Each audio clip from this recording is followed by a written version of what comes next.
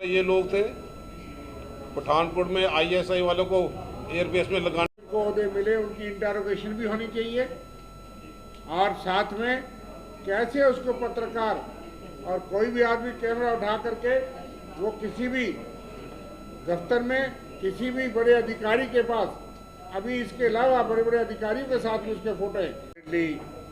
यहाँ आए इतने व्यस्त शेड्यूल में और हमने आपको याद किया मामला देश के सामने और रियासत जम्मू कश्मीर के सामने देशभक्ति का प्रमाण पत्र बांटने वाली पार्टी आजकल आतंकवादियों को प्रमाण पत्र बांटती है, आतंकवादियों को अपॉइंटमेंट लेटर बांटती है, आतंकवादियों को अपना ओहदेदार बनाती है और आतंकवादी उनके रैंक्स में हैं। जम्मू कश्मीर से लेके उदयपुर तक जो सबूत मिल रहे हैं, मीडिया ने उसका खुलासा किया है, वो कोई इल्ज़ाम नहीं और वहाँ की जांच एजेंसीज ने खुलासा किया है।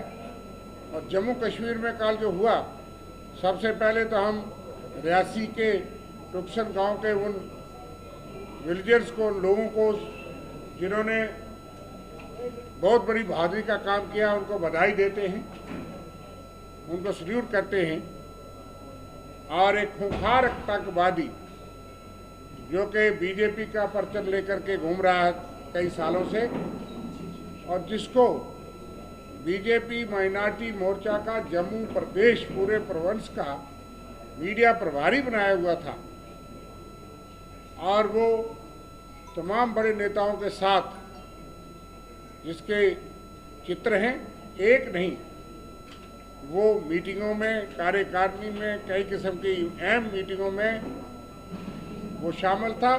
और सिर्फ फोटो चित्र होता तो वो अलग बात थी। वो भी एक सवाल है कि देश की इंटेलिजेंस एजेंसीज और हमारी सरकार, ड्यूटी एडमिनिस्ट्रेशन और केंद्र सरकार क्या कर रही है अगर इस किस्म के आतंकवादी रूलिंग पार्टी का हिस्सा हों, उनकी मीटिंगों में उनके एमपीज, उनके अध्यक्ष, उनके बाकी नेताओं के साथ चर्चा में, रणनीति बनाने में शामिल हों।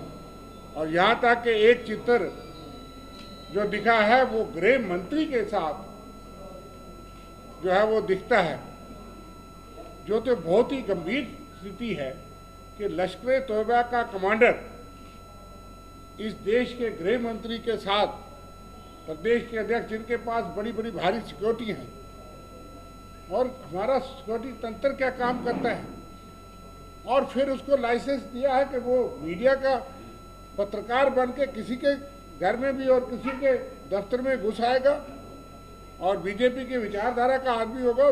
खतरा तो दूसरी पार्टियों का है और इतना बड़ा खतरनाक खुंखार आतंकवादी, उसको पनाह रूलिंग पार्टी देती है। वो सिर्फ मिस कॉल से मेंबर बना होता तो हम मान लेते, क्योंकि बीजेपी की मेंबरशिप मिस कॉल है, लेकिन मिस कॉल के बाद वो उनके साथ गले मिलता है, फोटो खिंचवाता है और उसको अपॉइंटमेंट लेटर दी जाती है, जो कि बीजेपी हाईकमांड के बगैर नहीं हो सकती। और फिर ये हिम्मत करते हैं, हिमाकत करते हैं ये कहने का कि वो हमारा सदस्य नहीं था, ये कहने का कि ये वो उसको हम जानते नहीं, हमको खतरा था। आपने उसको अपने दफ्तर नहीं, अपने रैंक्स में और एक लाइसेंस दे करके लीडर बनाया था कि वो किसी के लिए खतरा हो जाए। इसलिए उस शख्स जिसको कि लोगों ने हथियार AK-47 ग्रेड के साथ पकड़ा, तालिब हुसैन, सवाल आज ये बनता है कि बीजेपी देश को जवाब दे, हिसाब दे। मैं माननीय रमन भल्ला जी को कहूँगा कि इस पे विस्तार से बात कहें।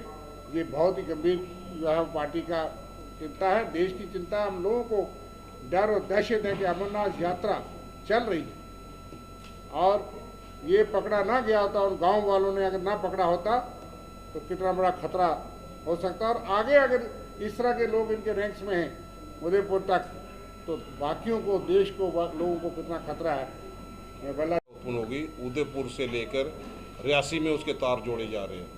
और जो भाजपा बड़ी देशभक्ति का दावा जिस ढंग से ठोकती थी, आज जिस ढंग से वो अपने रिक्रूटमेंट ड्राइव उन लोगों ने शुरू की है मिस कॉल के माध्यम से, उदयपुर वाला भी उसी ढंग से भाजपा का मिनाटी सेल का मेंबर निकला, और रियासी में जिस ढंग से उनके फोटोग्राफ वायरल यहाँ पे हुए हैं, राष्ट्रीय सुरक्षा में बहुत बड़ी सेंध लगी है।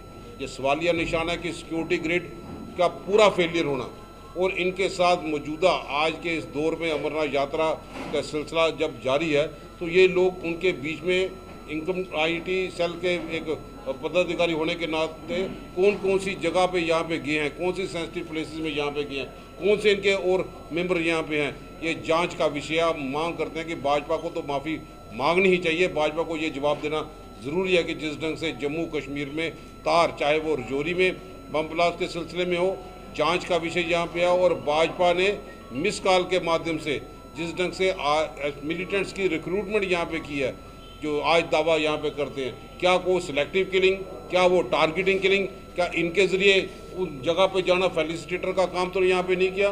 ये कांग्रेस मांग यहाँ पे करती है कि उच्च स्तर की जांच यहाँ पे हो। अब एनआईए साइलेंट क्यों है?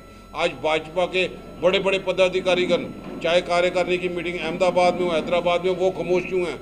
अमित शाह जी के साथ तस्वीर है, तो ये सिक्योरिटी एजेंसीज क्या यहाँ पे कर रही है? क्योंकि होम मिनिस्टर तो पूरे देश का है, अगर उनकी सुरक्षा में सेंध यहाँ पे लगी तो आम लोगों की जान माल की हिफाजत करने वाला कौन यहाँ पे है?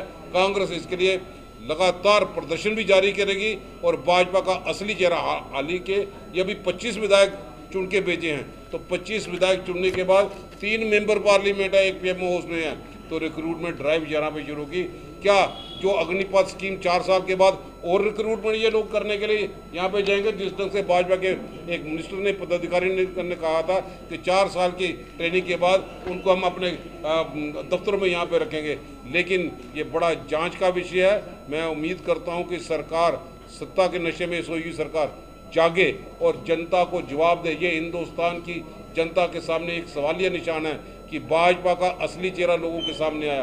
कांग्रेस इसके लिए संघर्ष करेगी ताकि इसका असली चेहरा लोगों के सामने यहाँ पे आ सके। ये तस्वीरें हैं जो जिसके साथ भाजपा के अध्यक्ष के लिए बोलते थे चिंता नहीं करनी, चिंता तो आप लोगों को करनी पड़ रही है, क्योंकि इनके बीच में आके वो घुसपैठिए अंदर चले गए भाजपा के अंदर।